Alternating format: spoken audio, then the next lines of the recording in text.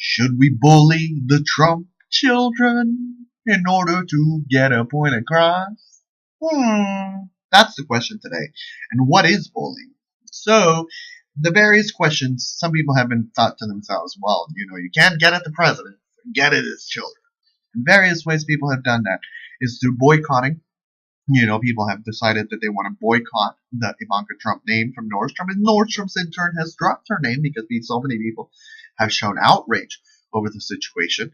And so that kind of situation happened. And then various different companies have kind of taken as well to drop the Trump name because of, they feel in a psychological association, people want to boycott it. They don't want to have anything to do with it. The question is that a form of bullying against the Trump children? I say to that degree, it is not.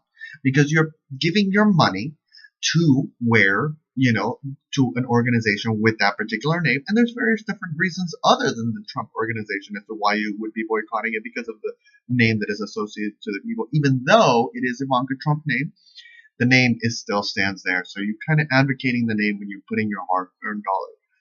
But the question becomes when Tiffany Trump went to Fashion Runway Day or week or whatever it is, and she was there, and people didn't want to sit next to her because they didn't want to be photographed with a Trump. So there's that kind of visceral, like, ooh, no to the Trumps. The question becomes, and Whoopi Goldberg most notably stood up and said, that's not fair, that's not right. Tiffany, I'm going to sit right next to you at Fashion Week, and what's up, and whatever. And I agree with Whoopi. I'll be honest with you. Initially, I was like, it's cause and consequences. I want to say that if people have this anger towards the Trump name, so there are going to be casualties in the war. And so the sad effect is that Tiffany Trump happened to be one of those casualties, and people have a reputation over their face and over whether they want to stand. And when you're taking a picture in these kind of events, you're advocating. You're saying, I'm standing next to this person because I advocate them, and they advocate me. It's kind of that kind of energy. But when you're standing next to a Trump, it's that question. It's like, I don't advocate them. I don't want to have anything to do with them. So I'm not going to stand anywhere near them. So is that a form of bullying? The question is yes. The answer is yes. Because you're isolating yourself from the light of an individual. Now, Tiffany didn't do anything. She didn't do anything. Some people may argue, well, she could have, and I've personally argued that, well, she could have stood against her father and said, that's wrong, Dad, you shouldn't say that, and gone on national television and been like, ah. And there is that choice that she can make, and that choice stands. But at the end of the day, even though she doesn't make that choice, that doesn't necessarily mean that we should ostracize her as a human being because of her name. There's so many amazing gifts that this individual has to share with the world, and just because she happens to share the name with a similar individual doesn't mean that we get to negate everything and who she is because she happens to be an offspring of somebody else that we don't like. Now, if Tiffany were to create a brand where, and she said, oh no, the money's going to my dad or whatever, that's your prerogative. There's such an emotional, visceral, negative connotation to the Trump name. Let's,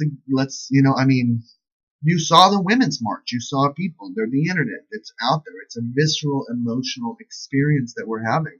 But at the same time, we're not a war. We are not a war. We don't go out and look for specific individuals because they happen to be associated with people and go after them. This is not what we do as human beings. This is not who we are, because she's an individual with so much life to share. Now, what's interesting is that Marla Maples, she, I believe, studies Kabbalah. So I don't know if I've ever seen Tiffany Trump at the Kabbalah Centers, and I'm not sure whether she studies Kabbalah. But to me, that was an interesting dichotomy. That initially I was like, well, that's where we're at. Sorry, Tiffany. But I thought to myself, no, that's wrong.